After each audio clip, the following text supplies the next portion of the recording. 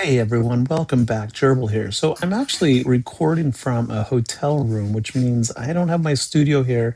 So this video is a little underwhelming in terms of presentation style. But anyway, I hope you stick with me. So I want to talk just a little bit about that beautiful new rebel ship, the Rogue One, that has so many people like throwing their arms up and scratching their heads and wondering why does it look like a turtle? Like seriously, doesn't it? It looks like a sea turtle. Anyway, no, that's not what everyone's wondering. Like legitimately, this thing is a full auto free win against the executor. And of course, while it's not intended to, it's dropping the Leviathan and well, pretty much everything.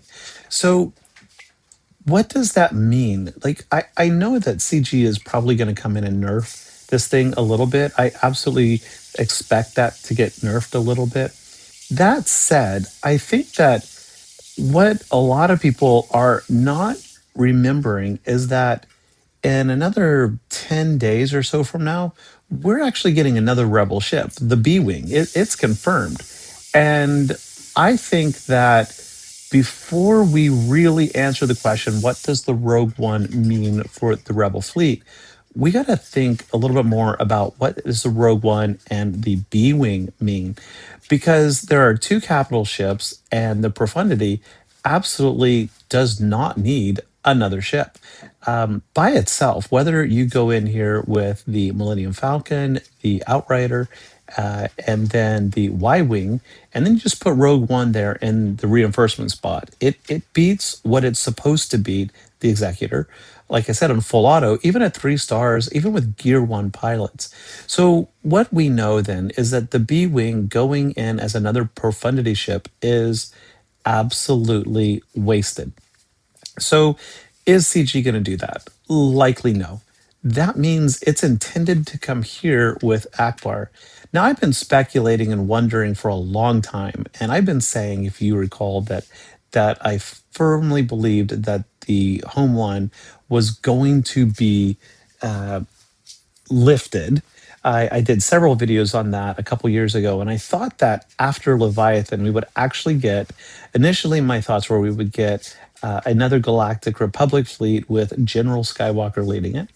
And when that became pretty apparent that we weren't, I started thinking much more about Home One and how it's been really much relegated to the back of the barrel, even though I still find it to be fascinatingly good. So it most people would say it is the bottom ranked fleet, and it definitely needs some love.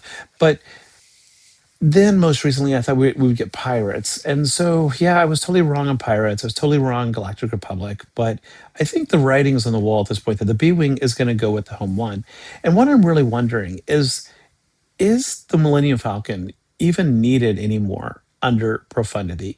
Or does it do what it needs to do even still against the the executor? Unfortunately, I can't test this as there simply are no Empire ships in my shard. It's very disappointing. Now that said, what we do know for sure, of course, is that the Ghost and the Phoenix are Phoenix, Ghost, and Phantom are absolutely not needed in the Profundity lineup. So that leaves us two U Wings, Ghost, Phantom, Biggs, Biston, and Ravensclaw. That's a lot of ships there. But even with all that, a lot of people would argue that Home One is still very, very much underperforming. So that makes me think that Fish is going to get his bird back, and the Falcon may go back to Home One if you're just using Profundity as a counter to the Executor. Either way, I think that the home one is about to shake up the meta in a pretty substantial way, because what the home one really lacks is a way to interact with opposing capital ships. And if you look at just the capital ships, let's see here, there we go. Um, it's pretty interesting. Like in recent days or eras, I guess we could think of it that way, the Leviathan takes control of the opposing capital ship, and you use its abilities. It's basic, I guess, against your enemies. Before that, we had the Profundity, which causes the enemy capital ship to run away. And then before that, we had the Executor, which caused the enemy capital ship to blow up. And before that, we had the Malevolence, which stuns the enemy capital ship, and pretty much it stuns like all of them, right? Stun the enemy capital ship, right? And then the Radis, of course, it sacrifices itself, but in doing so, it takes out the enemy capital ship. So there is a definite trend. The last five capital ships, all in a row, or meta fleets, you could say, last five in a row, all have something that directly interrupt with the capital ship. That is the trend going forward. So what does the B wing do, also known as the blade wing? Well, let's jump over to GPT, shall we? So I asked GPT, very simple, in the movie Star Wars Rogue One, were the B Wings ever depicted? Now, why would I ask that? Because that correlates with the profundity. And as I expected, the answer was no. So I watched the scene several times. I didn't see any B Wings when the profundity jumps in over Scarif. You get some beautiful shots of Y Wings doing some bombing runs and whatnot.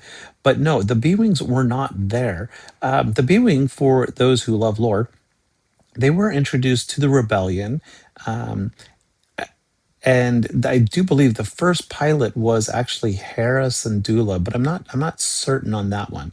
But they were in Return of the Jedi. It was their first on-screen appearance. And more recently, of course, we've seen the B-Wings intercepting and destroying, spoiler alert, the capital ship in the Skeleton Crew. So the B-Wings on screen, we have seen them attacking capital ships. If you actually go to YouTube, I can't show it here, but if you go to YouTube and you search for B-Wing, right, A Return of the Jedi, deleted scenes, you'll actually see some Mon Calamar pilots flying B-wings attacking capital ships. That's what they were built for.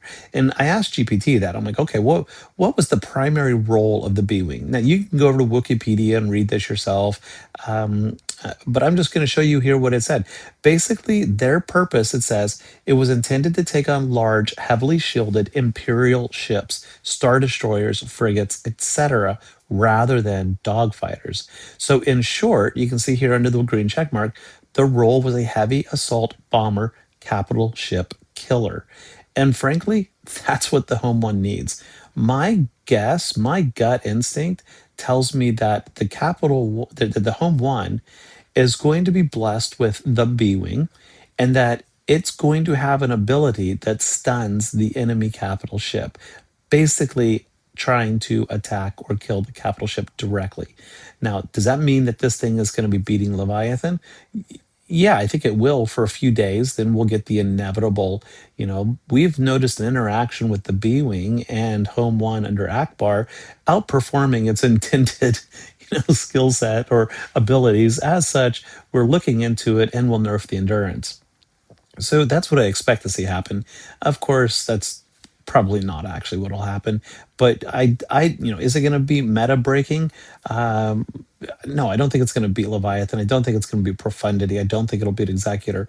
But I do think that the B Wing is going to elevate it up on par with like playability to Tarkin with Scythe, or Endurance with the Marauder, or maybe Negotiator with Marauder. So time will tell. We got about 10 days for that to happen. But yeah, lore wise, that thing is a capital ship killer. Lore wise, it's very effective at that if you can protect it. So I expect it to be a bit of a glass cannon, that it's going to be an attacker with very low stats. Now, what I'm really worried about is that there's no new rebels that have been introduced recently who are not already a pilot, other than General Syndulla, I suppose. But most of them that have the potential of being a B-wing pilot are already used. I mean, Hera could have been the pilot for it, but we got her with Ghost, which makes more sense.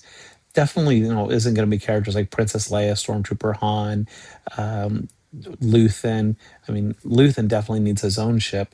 Wedge and Biggs, possibly, but they've already got ships. So unless they assign a rebel character to two ships, which I mean they could do, it seems unlikely that it would be a crewed ship, which makes it a crewless ship. And that really worries me because they tend to stall out in terms of power level, unless they just make this thing really powerful from the get. We'll see. I don't know. I'm super, super stoked about it.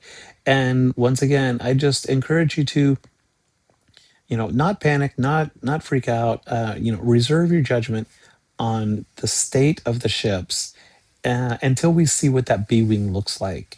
All right. Otherwise, folks, I know this was a little bit underwhelming visually. I was out of my studio, but thank you for watching. I do appreciate it. Give me a like, give me a sub, and I will catch you later. Bye bye.